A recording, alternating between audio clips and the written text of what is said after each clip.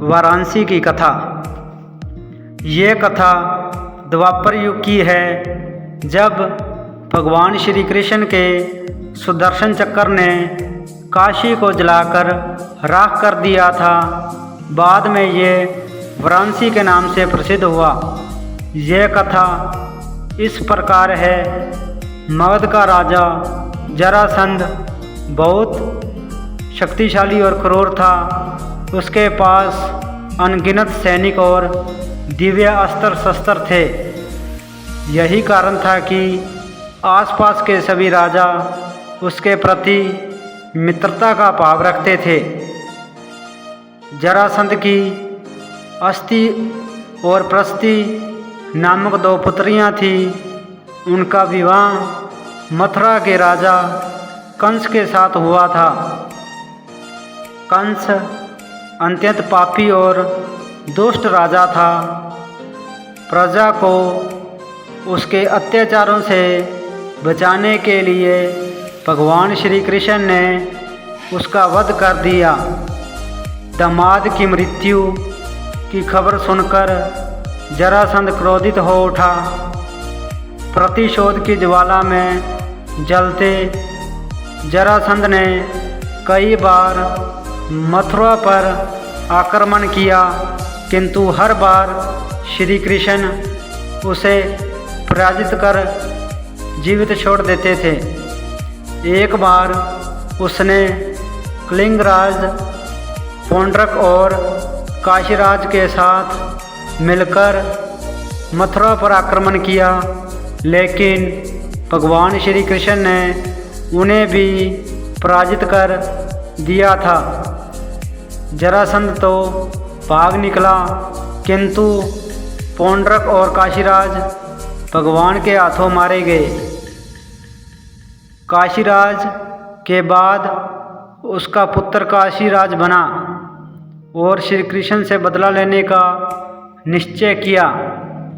वह श्री कृष्ण की शक्ति जानता था, इसलिए उसने कठिन तपस्या कर भगवान शिव को प्रसन्न किया और उन्हें समाप्त करने का वर मांगा।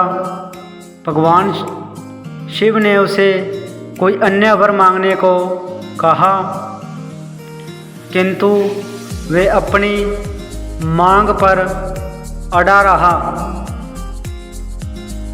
तब शिवजी ने मंत्रों से एक भयंकर कृत्य बनाई और उसे देते हुए बोले, वत्स, तुम इसे जिस दिशा में जाने का आदेश दोगे, ये उसी दिशा में स्थित राज्य को जलाकर राख कर देगी।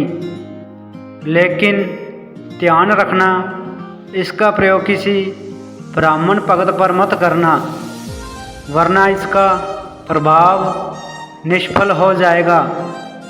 यह कहकर भगवान शिव अंतर्ध्यान हो गए।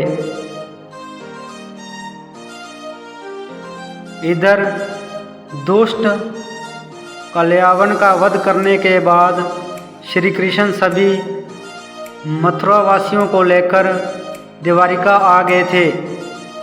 काशीराज ने श्री कृष्ण का वध करने के लिए कृत्य को द्वारिका की ओर भेजा। काशीराज को यह ज्ञान नहीं था कि भगवान श्री कृष्ण ब्राह्मण भगत है, इसलिए द्वारिका पहुंचकर भी कृत्य उनका कुछ हित न कर पाई। उल्टे श्री कृष्ण ने अपना सुदर्शन चक्र उसकी ओर चला दिया। सुदर्शन चक्र भयंकर अग्नि उगलते हुए कृत्य की ओर चपटा। प्राण संकट में देखकर कृत्य भयभीत होकर काशी की ओर भागी। सुदर्शन चक्र भी उसका पीछा करने लगा। काशी पहुंचकर सुदर्शन चक्र ने कृत्य को भस्म कर दिया, किंतु फिर भी उसका क्रोध शांत नहीं हुआ और उसने काशी को भस्म कर दिया।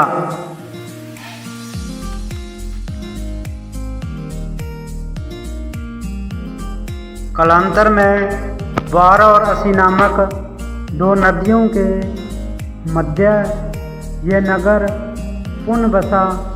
वारा और असी नदियों के मध्य बसे होने के कारण इस नगर का नाम वाराणसी पड़ गया।